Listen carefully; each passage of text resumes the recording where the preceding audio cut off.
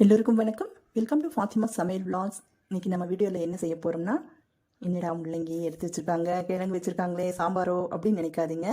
இல்லைங்க, நாங்கள் இந்த கருவாடு போட்டு முள்ளங்கி போட்டு கிழங்கு போட்டு ஒரு சூப்பராக ஒரு மணக்க ஒரு கருவாட்டு குழம்பு தாங்க செய்ய போகிறோம்.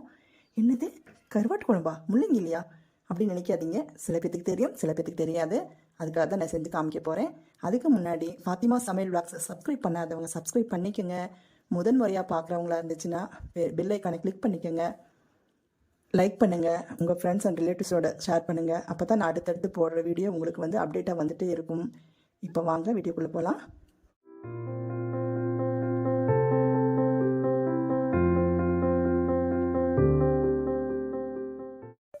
பாருங்கள், இந்த முள்ளங்கி கருவாடு போட்டு வைக்கிறதுக்கு நான் வந்து கருவாடு எனக்கு துண்டு கருவாடு கிடைக்கல, வீட்டில் இதுதான் இருந்துச்சு. இது வந்து நங்கு கருவாடுன்னு சொல்லுவாங்க.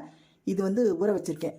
இது வந்து ஃப்ரெஷ்ஷாக தாங்க இருக்குது, அதனால ஈஸியாக வந்து உரிச்சு எடுத்துடலாம். நான் அதை உரிக்கும் போது நான் காமிக்கிறேன் உங்களுக்கு. அடுத்து வந்து 1/2 கிலோ முள்ளங்கி வச்சுருக்கேன், 2 கிழங்கு வச்சுருக்கேன். இது வந்து ஒரு பெரிய ஃபேமிலிக்கே நம்ம செய்யலாங்க இந்த குழம்பு. அந்த அளவுக்கு தான் நான் செய்ய போகிறேன். இப்போ இந்த கருவாடு பார்த்தீங்கன்னா இதையும் உங்களுக்கு நான் காமிக்கிறேன் பாருங்கள். பூனைக்குட்டி வந்து இது பண்ணிகிட்ருக்கு. ஆக்சுவலி உண்மையை சொல்ல போனால் இது எங்கள் வீட்டு பூனையே கிடையாதுங்க. நிறைய பூனை வீடியோலாம் போட்டிருக்கேன், நான் ஷார்ட்டில் போட்டிருக்கேன். ஆக்சுவலி இது வந்து பக்கத்து வீட்டு பூனை இது. இது வந்து பார்க்க போனால் நம்ம வீட்டு செல்ல பிள்ளையாட்டம் ஆயிடுச்சு. இந்த கருவாடு வாசம் கண்டுட்டு பாருங்கள் எப்படி வந்துட்டு இருக்குன்னு. இப்போ வந்து டோர் லாக் பண்ணிட்டு தான் இப்போ வந்து வீடியோ எடுக்கிறேன். இதுதான் சத்தம் போட்டே இருக்குது. அதுக்கு இதை வந்து நம்ம வந்து கரெக்டாக இது வந்து எடுத்து எங்கேயாவது ஒழிச்சு வச்சிடணும். அதுக்கு முன்னாடி நான் வந்து உங்களுக்கு நான் காமிச்சிக்கிறேன். நான் இது எப்படி இருக்கு இல்லைங்களா, இது எடுத்துகிட்டு பிகினர்ஸாக இருந்துச்சுன்னா சில பேருக்கு தெரியாதவங்களுக்கு நான் சொல்லித்தரேன். நிறைய இதெல்லாம் தெரியாமல் யாரும் இருக்க முடியாது, எல்லாத்துக்கும் தெரியும். இங்கே பாருங்கள், இப்படி உரிச்சு எடுத்துட்டா போதுங்க. இந்த மாதிரி இப்படி உரிச்சு எடுத்துக்கலாம். இப்படி உரிச்சு எடுத்துட்டு இதெல்லாம் க்ளீன் பண்ணிடலாம். அப்புறம் வந்து இது 2 மணி கட் பண்ணால் போதுங்க. கட் பண்ணிவிட்டு இதை எடுத்து வச்சுருவோம். அப்புறம் காயெல்லாம் கட் பண்ணிவிட்டு அதுக்கு தேவையான மசாலா ப்ரிப்ரேஷன் என்னென்னு வந்து உங்களுக்கு நான் சொல்கிறேன். பாருங்கள், முள்ளங்கி கருவாடு குழம்பு சொன்னேன் இல்லைங்களா, அதுக்கு ஆல்மோஸ்ட் எல்லாம் ரெடி பண்ணி வச்சாச்சு. காயில் கட் பண்ணி வாஷ் பண்ணியாச்சு, 2 கிழங்குக்கு வந்து கட் பண்ணியாச்சு. இதை வந்து நம்ம எடுத்து வச்சுருவோம். இது வந்து கருவாடு, நம்ம வந்து நங்கு கருவாடு சொன்னோம் இல்லைங்களா, வேறு எந்தெந்த ஊரில் என்ன பேர் சொல்லுவாங்கன்னு எனக்கு தெரியலை. இதை வந்து நான் க்ளீன் பண்ணி வச்சுருக்கேன். உங்களுக்கு எந்த கருவாடு கிடைக்குதோ நீங்கள் வந்து போட்டுக்கலாம்.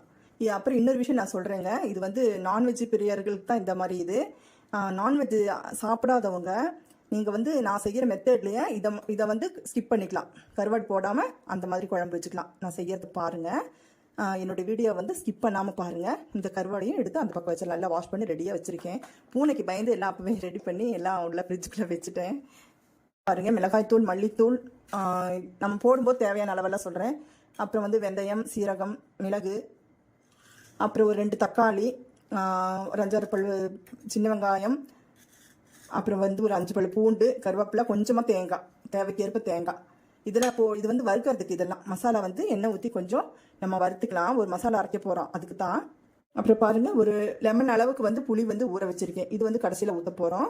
அப்புறம் தாளிப்பதற்கு பார்த்தீங்கன்னாக்கா சின்ன வெங்காயம் ஒரு 150 கிராம், ஒரு 4 தக்காளி, மல்லி இலை, கருவேப்பிலை, ஒரு ஃப்ளேவருக்கு வந்து ஒரு 2 பச்சை மிளகாய் எடுத்து வச்சுருக்கேன். அப்படியே அதை போட போகிறேன், கீரி போடுறது இல்லைங்க, ஏன்னா ரொம்ப காரமாயிடும். அப்புறம் ஒரு 5-6 பல் பூண்டு, இது வந்து தாளிக்கிறதுக்கு. திரும்பவும் உங்களுக்கு வந்து நான் செய்முறை வந்து எல்லாம் வந்து உடனே போடும்போது நான் உங்களுக்கு அளவுக்கு சொல்கிறேன். பாருங்க, கேஸ் ஆன் பண்ணிவிட்டு ஒரு கடாய் வச்சுட்டேங்க. தாளிக்கீட்டில் போட்டுக்கலாம். முள்ளங்கி கடாயில் போட்டாச்சு. கொஞ்சமாக தேங்காய் ஊற்றி வதக்கிக்கலாம், ஏன்னா அந்த முள்ளங்கி வாசம் இல்லாமல் இருக்கிறதுக்கு. பாருங்க, அந்த தண்ணி எல்லாம் இருக்கும் இல்லைங்களா முள்ளங்கியில், அந்த தண்ணி ட்ரை ஆகிற அளவுக்கு வதக்கினா போதுங்க. ரொம்ப வந்து கருக விட வேண்டாம். இப்போ அதை எடுத்து வச்சாச்சுங்க, வேறு பாத்திரத்தில் மாற்றி வச்சாச்சு காயை. இப்போ வந்து மறுபடியும் கொஞ்சம் எண்ணெய் விட்டுக்குவோம். எண்ணெய் விட்டுட்டு ஒரு மசாலெல்லாம் ப்ரிப்பேர் பண்ண போகிறோம் அரைக்கிறதுக்கு. எண்ணெய் காஞ்சிருச்சுங்க. கொஞ்சம் ஒரு குட்டி டீஸ்பூனில் 1/2 டீஸ்பூன் வெந்தயம் பொரிஞ்சிருச்சுங்க. ஒரு குட்டி டீஸ்பூனில் மிளகு, ஒரு குட்டி டீஸ்பூனில் சீரகம், அடுத்தது கொஞ்சமாக கருவேப்பிலை, அடுத்தது ஒரு 5 பல் பூண்டு, அடுத்தது 5-6 பல் சின்ன வெங்காயம். இதோட போட்டு வதக்கிக்கலாம். அம்மியில் அரைக்கலான்னு பார்த்தேங்க, எனக்கு இது இன்றைக்கி முடியலை, அதனால அம்மியில் அரைக்கல. அதனால வந்து நான் இன்றைக்கி வந்து மசாலா பொடி தான் போட போகிறேன். இதுலேயே எல்லாம் போட்டு வதக்கிட்டு ஒரு மிக்சியில் போட்டு அடிச்சுக்கலாம். அடுத்தது வந்து ஒரு 2 தக்காளி கட் பண்ணி வச்சுருக்கேங்க. பாருங்கள், அந்த மேலே அது இதெல்லாம் எடுத்துகிட்டு கட் பண்ணியிருக்கேன். இப்படி எடுத்துக்கோங்க. இப்படி வதக்கிக்கலாம். தக்காளி ரொம்ப வதங்கணும்னு அவசியம் இல்லைங்க, ஓரளவுக்கு வதங்கினா போதும். அடுத்தது தேவையான அளவு மிளகாய்த்தூள் போட்டுக்கலாம். எனக்கு வந்து ஒரு ஸ்பூன் அப்புறம் கொஞ்சமாக போடுறேங்க, போதும். எனக்கு 1/4 ஸ்பூன் போட்டிருக்கேன், எனக்கு போதுமான அளவு. உங்களுக்கு தேவைன்னா கூட குறைச்சி போட்டுக்கலாம், எவ்வளோ தேவையோ அவ்வளோ. அடுத்தது வந்து மல்லித்தூள் நான் 2 ஸ்பூன் போடுறேங்க. 2 ஸ்பூன் தான் எடுத்து வச்சுருக்கேன், போட்டுக்கலாம். கொஞ்சமாக தேங்காய், ஒரு அரை மூடி தேங்காயில் வந்து நான் பாதி தேங்காய் தாங்க எடுத்திருக்கேன், பெரிய மூடி. அதனால அதில் வந்து அரை மூடியில் பாதி. உங்களுக்கு அது இதுவும் தேவையான அளவு போட்டுக்கலாம். இதையும் போட்டு வதக்கிக்கலாம். இதுவும் அப்படி தாங்க. மசாலாலாம் மிளகாய்த்தூள் மல்லித்தூள்லாம் போட்டோம்னா ரொம்ப பொரிய விட வேண்டாம், ஏன்னா தீஞ்ச வாசம் வந்துடும். ஜஸ்ட் அந்த ஹீட்லேயே வந்து வதங்கினா போதும். இப்போ வந்து கேஸை ஆஃப் பண்ணிக்கலாம். இது வந்து ஆறினவொடனே ஒரு மிக்ஸி ஜாரில் போட்டு நம்ம அரைச்சிட்டு வந்துடுவோம். அரைச்சிட்டு வந்துட்டு நம்ம வந்து குக்கரில் தாங்க வைக்க போகிறோம் குழம்பு. ஏன்னா வந்து முள்ளங்கி இதெல்லாம் வந்து மண் சட்டியில் வேகிறதுக்கு ரொம்ப நேரம் எடுக்கும். அதனால வந்து நம்ம வந்து ஒரு விசில் விட்டு எடுத்துக்கலாம். இதை அரைச்சிட்டு வந்துட்டு நம்ம குழம்பு செய்ய ஆரம்பிக்கலாம். மசாலா பாருங்கள், அரைச்சிட்டு வந்தாச்சு மிக்சியில். இப்போ வந்து ஒரு குக்கரை நான் வந்து அடுப்பில் வச்சாச்சு. கேஸில் வச்சுட்டு இப்போ ஆன் பண்ணிட்டேன். இப்போ தேவையான அளவு எண்ணெய் ஊற்றிக்கலாம். பாருங்கள், இப்போ தேங்காய் எண்ணெய் தான் நான் ஊற்ற போகிறேன். உங்களுக்கு சமையலுக்கு எந்த எண்ணெய் வேணுமோ நீங்கள் ஊற்றிக்கலாம். காயட்டும். குக்கரில் ஆயில் விட்டாச்சு. இப்போ வந்து தாளிப்பு கொடுத்துடலாம். ஏன்னா நம்ம வந்து திரும்ப தாளிக்க போகிறதில்ல, நம்ம ஒரே டைம் தான் இப்போ தாளிக்கிறோம். அதனால கடுகு கொஞ்சம் சின்ன ஸ்பூனில், திரும்ப வந்து கொஞ்சம் வந்து வெந்தயம் போட்டுக்கலாம் வச்சுங்க. அடுத்தது சின்ன வெங்காயம் 150 கிராம் சொன்னேன் இல்லைங்களா, 2ஆக கட் பண்ணி வச்சுருக்கலாம், அதை போட்டுக்கலாம். அடுத்தது ஒரு 5-6 பல் பூண்டு, இதையும் போட்டுக்கலாம். அடுத்தது 2 பச்சை மிளகாய், கொஞ்சமாக கருவேப்பிலை வதக்கிக்கலாம். அடுத்தது 2 தக்காளி கட் பண்ணி வச்சுருக்கிறதுங்க. 2 தக்காளி அந்த வந்து மசாலாவோட அரைச்சாச்சு. இது எப்படி போட்டுக்கலாம். மல்லி ரசம் போட்டுக்கலாம். தக்காளி வெங்காயம் வதக்கும் போது தேவையான அளவு உப்பு போட்டுக்கலாம். வதங்கிருச்சுங்க. அடுத்தது மஞ்சத்தூள் போட்டுக்கலாம். ஒரு குட்டி டீஸ்பூன் 1 டீஸ்பூன் மஞ்சத்தூள். அடுத்தது வந்து கிழங்கு, உருளைக்கிழங்கு 2 கிழங்கு போட்டுக்கலாம். அடுத்து காய் போட்டுக்கலாங்க. இந்த காயெல்லாம் அப்படி ஒரு வதக்கிடுவோங்க.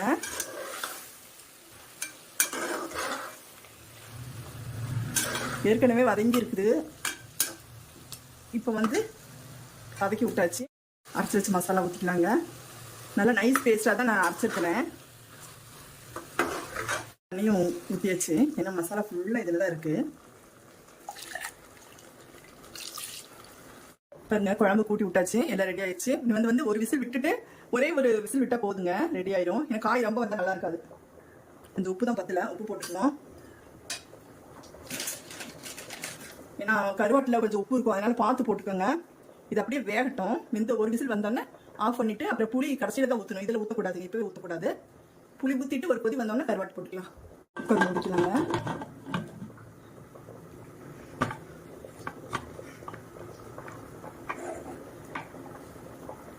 ஆவி வந்தோடனே நம்ம வந்து வெயிட் போட்டுக்கலாம். ஓப்பன் பண்ணி பார்ப்போங்க. காயெல்லாம் வெந்திருக்கான்னு பார்த்துக்கலாம். ஓ சூப்பர், வெந்துருச்சுங்க. பாருங்க, எல்லாம் பெர்ஃபெக்டாக வெந்துருச்சு. நம்ம எடுத்து வச்ச புளியில் வந்து பார்த்தீங்கன்னா புளி தண்ணி வந்து ஊற்றிக்கலாம். அளவை தாங்க நான் ஊற்ற போகிறேன். புளிப்பு பத்தலைனாக்கா அப்புறம் மறுபடியும் ஊற்றிக்கலாம். மறுபடியும் எடுத்து வச்சது அப்படியே இருக்கு, கொஞ்சம் அளவாக கரைச்சி வச்சுருக்கேன். இதை பார்த்து செக் பண்ணிவிட்டு புளிப்பு பத்தலைன்னா மறுபடியும் வந்து நம்ம ஊற்றிக்கலாம். இது கொதி வந்தோடனே கருவாடு போட்டுக்குவோம். பாருங்கள், எல்லாம் புளியெல்லாம் ஊற்றியாச்சு. எனக்கு கரெக்டாக இருக்குது. உப்பு, காரம், புளிப்பு எல்லாமே கரெக்டாக இருக்குங்க. நீங்கள் வந்து கருவாடு போடலை அப்படின்னா இந்த இதுலேயே எடுத்துக்கலாம், சரிங்களா? அவ்வளோதான். உங்களுக்கு பிடிச்ச மாதிரி நீங்கள் பண்ணிக்கலாம். இல்லை கருவாடு உங்களுக்கு பிடிக்கும் அப்படின்னா இந்த மாதிரி வந்து கருவாடு போட்டு எடுத்துக்கலாம். இது பாருங்க, போட்டுருவோம். ஏன்னா கருவாட்டிலே கொஞ்சம் உப்பு இருக்குது, அதனால் எனக்கு வந்து கரெக்டாக இருக்கும். துண்டு கருவாடு இருந்தால் இன்னும் டேஸ்ட்டாக இருக்குங்க. எனக்கு துண்டு கருவாடு கிடைக்கல, வீட்டில் இருந்ததை வச்சு தான் இன்றைக்கி நான் போடுறேன். இந்த மாதிரி செஞ்சு பாருங்கள், சும்மா செம்மையாக இருக்கும். கருவாட்டில் போட்டாச்சுங்க. போட்டுட்டு ரொம்ப கிண்ட வேண்டாம், அப்படியே இருக்கட்டும். ஜஸ்ட்டு ஒரு 3 நிமிஷம் இல்லை அல்லது 5 நிமிஷம் போதுங்க, ஆஃப் பண்ணிடுவோம். இது அப்படியே இருக்கட்டும். அவ்வளோதாங்க, கேஸ் ஆஃப் பண்ணிடலாம். வெந்துருச்சு. கொஞ்சமாக மல்லி இலை போட்டுக்கலாம்.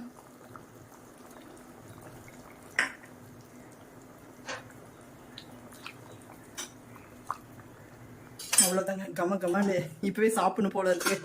உங்களுக்கு பவுலில் ஊற்றி வச்சுட்டு காமிக்கிறேன். பாருங்க, நான் இன்றைக்கி வந்து கொஞ்சம் குயிக்காக நான் செய்யணும் அப்படின்றதுக்காக நான் வந்து குக்கரில் வந்து நான் வேக வச்சேன். நான் காயெல்லாம் கருவாடு வந்து லாஸ்ட்டில் போட்டு எடுத்துட்டேன். உங்களுக்கு வந்து கருவாடு வேண்டாம் அப்படின்னாக்கா நீங்கள் ஸ்கிப் பண்ணிக்கலாம்.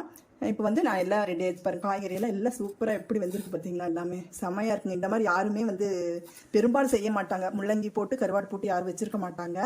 இந்த மாதிரி நீங்கள் செஞ்சு பாருங்கள். ரொம்ப டேஸ்டியாக இருக்குங்க. காய்கறி சாப்பிடாதவங்க கருவாடு சாப்பிடாதவங்க கூட சாப்பிடலாம். அந்த அளவுக்கு ரொம்ப டேஸ்டியாக இருக்கும். இது வந்து இட்லி, தோசை, அப்புறம் அதே மாதிரி களி இருக்கு இல்லைங்களா, கேழ்வரகு களி, அதுக்கு ரொம்ப செம்மையாக இருக்குங்க. ரொம்ப காம்பினேஷனாக இருக்கும். சும்மா சுவை வந்து அப்படியே அள்ளுங்க. அந்த அளவுக்கு அல்டிமேட்டாக இருக்கும். நீங்களும் இதே மாதிரி ட்ரை பண்ணுங்கள். ஃபாத்திமா சமையல் விளாக்ஸை பிடிச்சிருந்தா சப்ஸ்கிரைப் பண்ணுங்கள், சப்போர்ட் பண்ணுங்கள். பக்கத்தில் இருக்கிற பெல் ஐக்கானை கிளிக் பண்ணிக்கோங்க. நீங்கள் கொடுக்குற ஒவ்வொரு சப்போர்ட்டு தாங்க எங்களுக்கு அடுத்தடுத்து வீடியோ போடுறதுக்கு வந்து ஒரு இன்ட்ரெஸ்ட்டை கொடுத்துட்டே இருக்கும், உற்சாகத்தை கொடுக்கும். தேங்க்ஸ் ஃபார் வாட்சிங். எல்லோருக்கும் நன்றி, வணக்கம்.